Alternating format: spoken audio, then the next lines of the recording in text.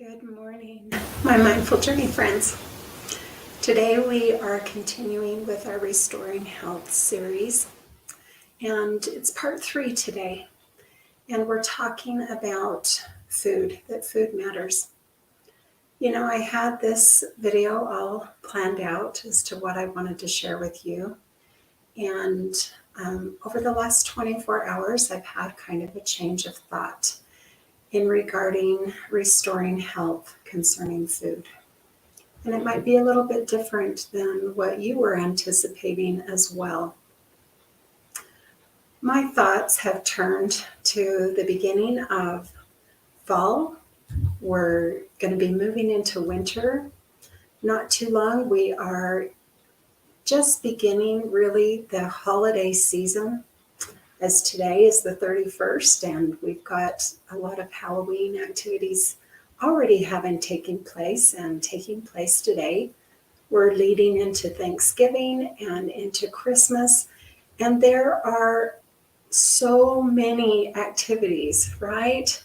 And so many of those focus on food. We also have a lot of memories and emotions that are tied to the food that we eat during these holiday seasons. And sometimes mindfulness can get away from us.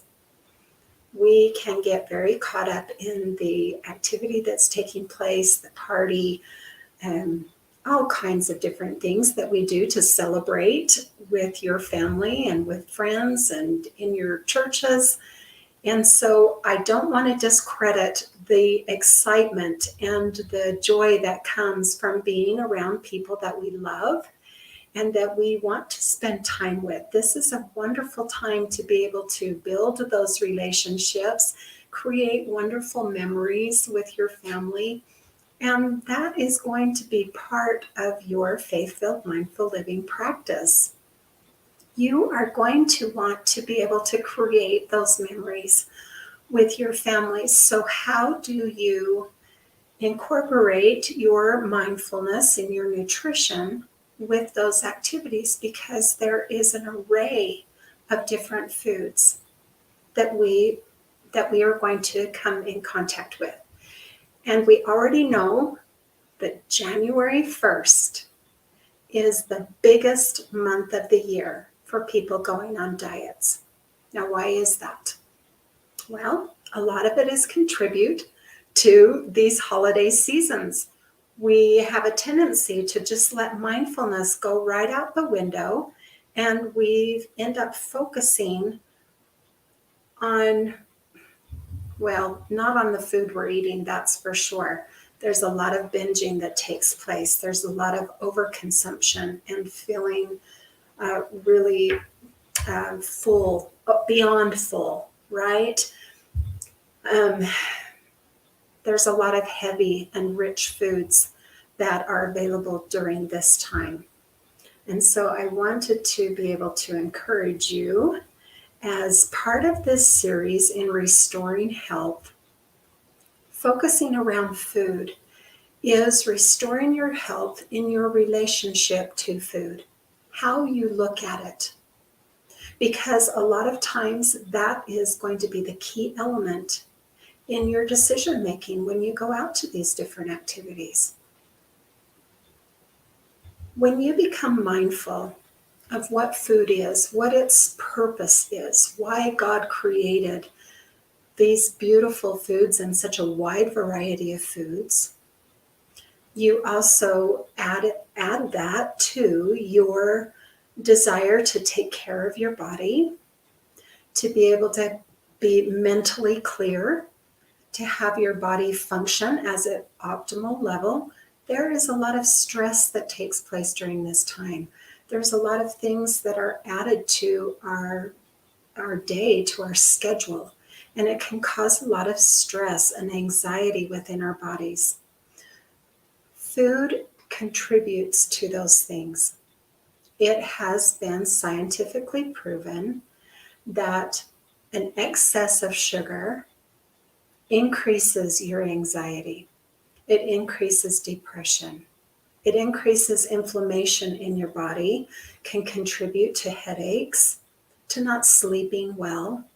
And these are all things that are part of your mindful nutrition journey, your mindful living journey, to create a place of peace within yourself. Now, it doesn't mean that we don't face stresses, because that is just part of our life. But what it does mean is that you can more quickly self-soothe yourself. And that self-soothing does not happen with our food. It happens with our ability to be able to switch over from a sympathetic state into a parasympathetic state. And the foods that you eat, how you feel about food, how you think about food, is going to make a difference as to whether or not these experiences in the holidays coming up and restoring your health about how you think about food, in large part, is contributed to what you choose to eat during this time. That doesn't mean that you can't have a wonderful, enjoyable time with your family, come away from there satisfied with the foods that you're eating. And that's really what I want to have for you during this 3-month period of time, is to be able to create a place in you where you have confidence going into those situations of what you already have a plan, right? You already know what you're trying to accomplish in yourself. And that is to be able to create a place of health, of restoring health. If you're already full of a lot of inflammation in your body, you have a lot of pains, you have a lot of bloating, you deal with a lot of headaches, or there's a lot of disease that is caused from inflammation. Autoimmune diseases are inflammation. And a lot of these things are contributed by the foods that we're eating. And this time of year, there is an abundance of them. So what I want to really emphasize as far as restoring health in regards to how you look at your food, we need to go back to some of the basic principles that we've been talking about. One is your mindfulness in regards to your food. When you start to incorporate mindfulness into your eating, what does that look like? Let's take, for instance, a party that you're going to, okay? You go into that party and you're already grounded in yourself, right? You're taking a moment before you even go to get yourself grounded. Get resolved in your mind what your goals are. How do you want to feel when you leave that party? And a lot of that will be contributed to the choices that you make before you even get there. So you're going to go in and be happy and interact with people, really be mindful of what's happening, the interactions that you have with the people that are there, the people that you love and that you care about, that you want to spend your time with. So focus in on that, on building those relationships. Those activities aren't just about the food. The whole purpose of those activities is for you to be able to go and enjoy your time with the people that are there and build those memories and those relationships. So food is just one small aspect of that. It does contribute, but it's one aspect of your experience and the environment that you find yourself in. So next, go in and just kind of walk around and take a look at the food that is going to be available to you. Because the choice is yours. It always is. You are the one that has control of what you put in your mouth.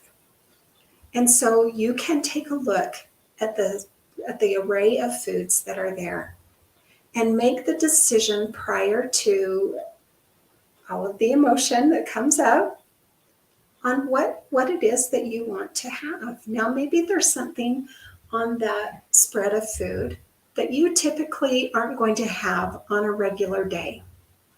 Okay, maybe Well, let's just say for Halloween, maybe someone has made some caramel apples.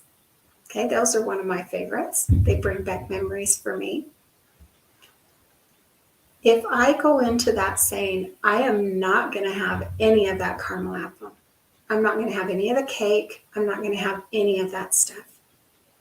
What that does is it automatically triggers within your body a state of deprivation. It would be better for you to go in there mindfully, practicing your mindful nutrition tools. Grab yourself a couple pieces of that caramel apple. And rather than feeling guilty about it and scarfing it down and going back and getting more and getting to the end of that party and feeling badly about yourself and saying, darn it, I messed up again, you're going to take that food that is on your plate, and I want you just to look at it. Okay, this doesn't have to take long, and it doesn't have to be something that everybody else knows about. Okay, this is just you. Just take a minute and look at your food. Look at the colors. Smell it. If there's things that you are able to pick up, they're handheld foods. Feel the food in your fingers. When you put it in your mouth, just take a minute, just a second, to feel that food in your mouth. Be able to savor the flavor of that food and decide for yourself really if that is something that you want to eat. Because sometimes, and most of the time, the first couple of bites are always going to be the best. So, can you take a bite of your favorite treat and take time to savor it, to really be mindful and pay attention to your body and how it feels? If in your brain you start saying things like, I shouldn't be eating this, this is going to make me fat, I don't have any self-control. Okay, if you find in your mind that you're starting to say those things, you have a decision to make. One, you can change your thoughts. And that is a key element in mindful nutrition, right? You can change your thoughts. This isn't my regular way that I eat. I'm here celebrating with my family, and that is not an excuse. Okay, it's a reality. That's what's happening. It's okay. One or two bites of something that you really enjoy is not going to make a critical difference in your health. Okay? It's when it's consistent day after day after day after day. That's when it's going to make a difference in your health.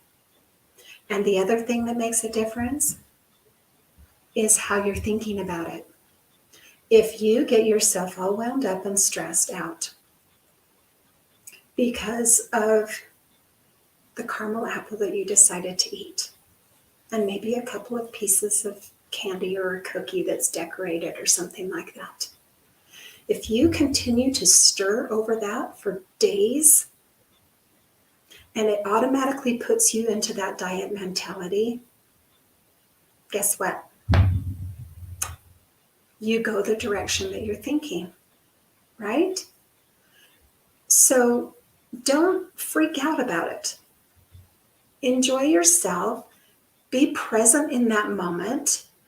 Savor the flavor of what you're eating. You may find that when you practice that mindful nutrition and you are really in tune with how it tastes, how it makes you feel inside your body, your physical reactions, you may find that you don't like that food.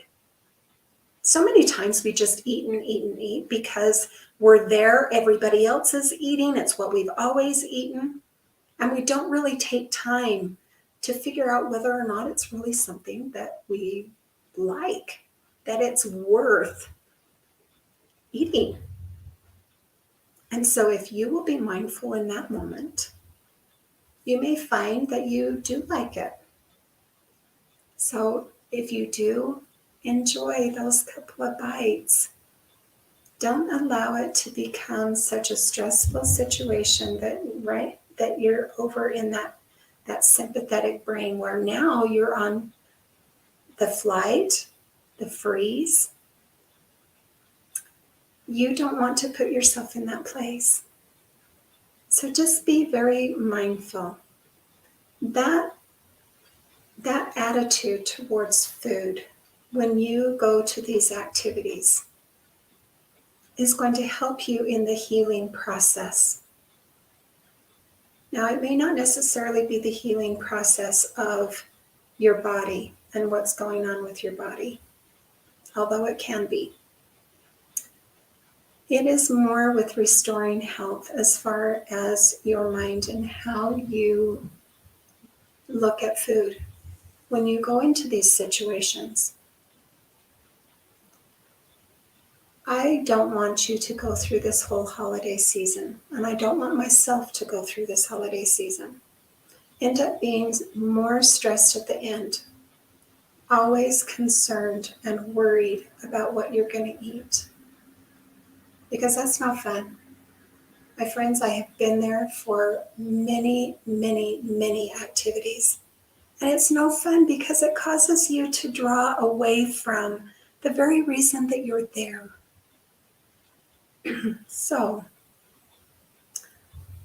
take this holiday season and use it as a time to really be able to express gratitude for your life, express gratitude for the people that you're around, express gratitude for the food that you have.